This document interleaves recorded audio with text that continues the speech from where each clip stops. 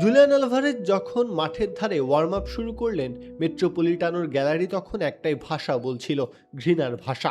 যে ছেলেটাকে 2 বছর আগে ম্যানচেস্টার সিটির বেঞ্চ থেকে টেনে এনে অ্যাটলেটিকো মাদ্রিদ নিজেদের ভবিষ্যৎ বলে ঘোষণা করেছিল, রোববার রাতে সেই একই ছেলের নাম স্টেডিয়ামের পর্দায় ভেসে উঠতেই উঠল তীব্র শীষের ঝড়।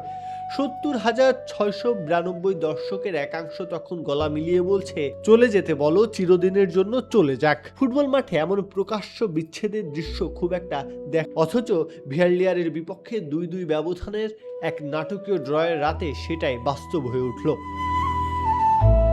শুরুর একাদশে জায়গা পাননি আলভারেজ। ৬৬ মিনিটে মার্ক পুবিয়ালের বদলি হিসেবে যখন কোচ দিয়েগো সিমিওনে তাকে মাঠে নামালেন, কুল অ্যান্টিপারস্পিরেন্ট ডিওডোরেন্ট স্টিক, যা আপনাকে দেবে 24 ঘন্টা পর্যন্ত ঘাম থেকে সুরক্ষা, গ্যালারি যেন আরো তেতে উঠল। অথচ ততক্ষণে ম্যাচের ভাগ্য নির্ধারিত হয়ে গেছে অন্যভাবে।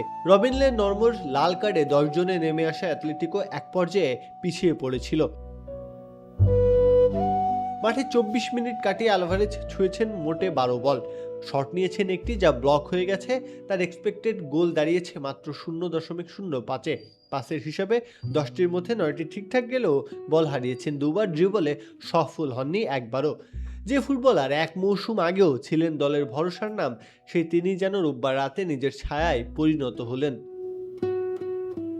শেষ বাঁশি বাজতে দৃশ্যটা হয়ে উঠল আরও করুণ। জর্জ মিকাউতাদজে আর হেরাল্ড মোরেনোর পেনাল্টিতে ভিয়ারিয়াল যখন পয়েন্ট ভাগাভাগি নিশ্চিত করলো, অ্যাটলেটিকোর বাকি ফুটবলাররা ছুটে গেলেন গ্যালারির দিকে দর্শকদের অভিবাদন জানাতে। আলভারেজ একা হাঁটলেন সুড়ঙ্গের দিকে, মুখে কোনো ভাষা নেই। এক দর্শক তার দিকে ছুড়ে দিলেন জার্সি, তিনি তা উপেক্ষা করে সোজা চলে গেলেন ড্রেসিং রুমে। সমস্যার শিকড় লুকিয়ে আছে গ্রীষ্মের ট্রান্সফার বাজারে।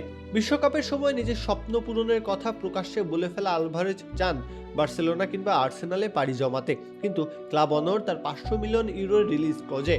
স্প্যানিশ সাংবাদিকদের একাংশের দাবি, সিমিওনে নিজেও চাননি আলভারেজকে দলে রাখতে, তবুও ক্লাব কর্তৃপক্ষ ইচ্ছাকৃতভাবে তাকে মাঠে নামিয়েছে। নিজেদের সমর্থকদের ক্ষোভকেই যেন ব্যবহার করা হয়েছে চাপের অস্ত্র হিসেবে।